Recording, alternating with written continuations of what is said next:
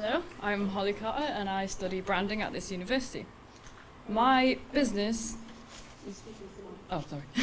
My business is Seven Skulls, as you can see. I will offer an innovative and a niche clothing brand specializing in the macabre with a heavier focus on the Halloween-based designs, starting with a range of underwear, possibly bags, and definitely t-shirts and vests.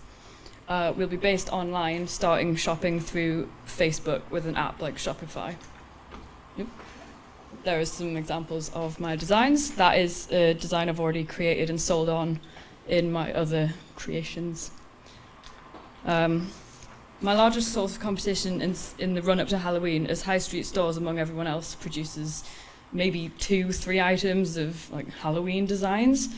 Our other competitors include small labels such as Blackheart Lingerie, who is unfortunately based in Australia, so their shipping costs are extreme for anyone over here.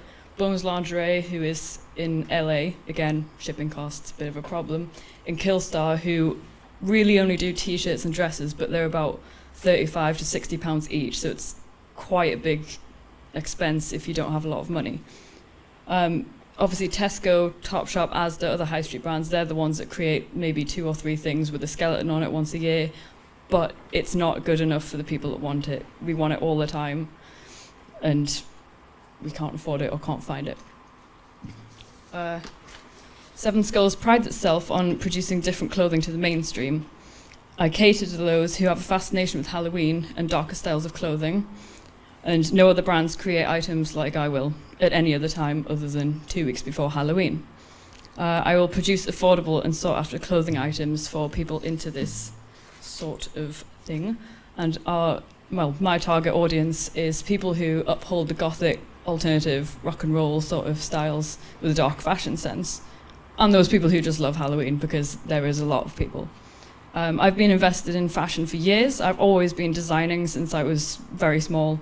I've designed loads of pieces, and over the past few years done my own customized clothing. I've had a few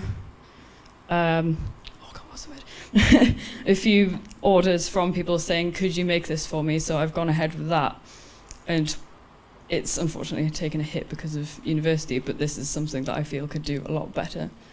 And being in the market myself for these kind of clothes, I'm aware of how popular they are and the fact that they are scarce and or expensive.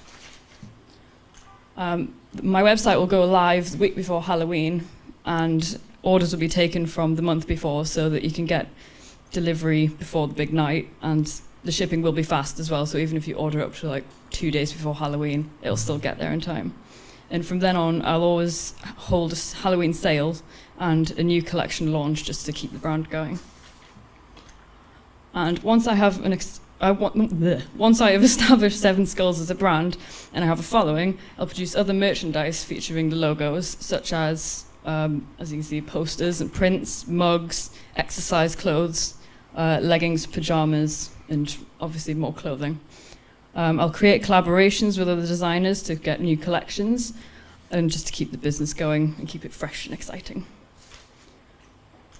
If the business does not take off as well as I planned, I'll downsize it. I'll get rid of lines that don't sell well, I'll get rid of products that just aren't taking off, and if that still doesn't work, then I plan to take it down to a seasonal Halloween business opening in September and closing mid-November or December.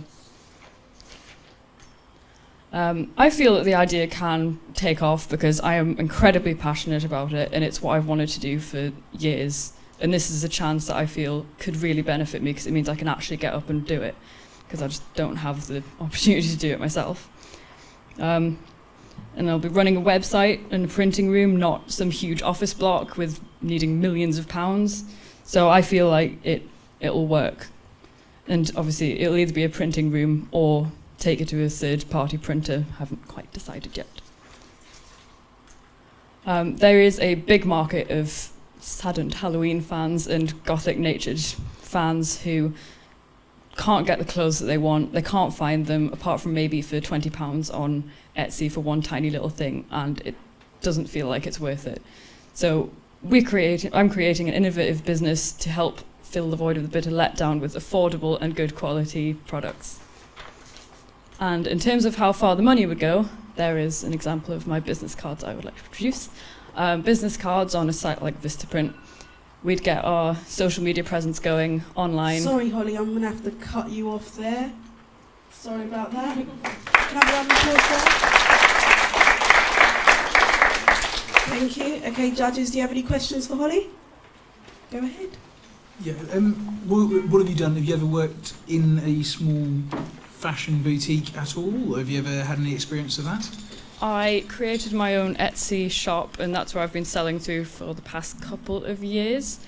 I had an internship with a designer in London last year for a couple of weeks to help out with the launch of her collection, so I kind of just got like a background view of everything and saw how she worked in a studio and all that.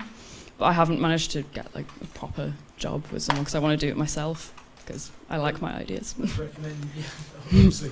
I'd highly recommend finding a way to go and do that, to just learn what you need to get in place before you take your own stuff, and even if it's worth going out and getting an internship with some of the potential competitors. Yeah, I have been looking into it, so it's good. And did you design what you're wearing? Unfortunately, no. Most of my designs are band t-shirts that have holes in them, so I thought I'd go a bit business casual. But everyone that's bought them seems to like them, so that's good. I'd really like to go back to the slide that you flashed past, which showed the thing that you did make. If you wouldn't mind.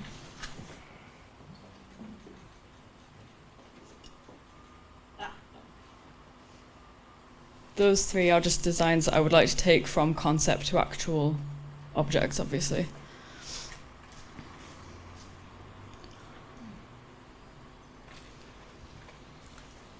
You said that you would downsize if you didn't meet your targets, Mm-hmm. Holly, but I have no idea what the size of the target would be. And you talked about aiming at people who love Halloween. What size of market is that? It's because there's no other brands that look into just that market, it's kind of hard to actually put parameters on it. But around Halloween, most people kind of get into the spirit of it. And this year I tried to find things that were Halloween related and everything was just sold out. And in America, I know I've been looking through all their websites and everything just sells out really quick. And I think there is a following for it over here, maybe if it is just goths and rocker people that hang around, but it would go down well. And I mean, I've talked to people and said, oh, this is my idea, and they're like, that's actually brilliant. Like, I'm not just making that sound good, but I've actually had a couple of pre-orders for items that I plan to make as well. Although there's going to be demand throughout the year, it is focused on this one date. I mean, there's going to be a very heavy demand about that one date. Yeah. And yet you've recognised you've got to supply very quickly after order. People may leave it quite close. How do you envisage being able to judge how much, what quantity of product to make so that you can meet that very sharp peak in demand? Well, over summer we would produce more and start listing it in kind of batches over the months leading up to Halloween, and then if it sells, it sells, and then if it sells out, brilliant. It just looks like it's even better. Thank you. Thank you.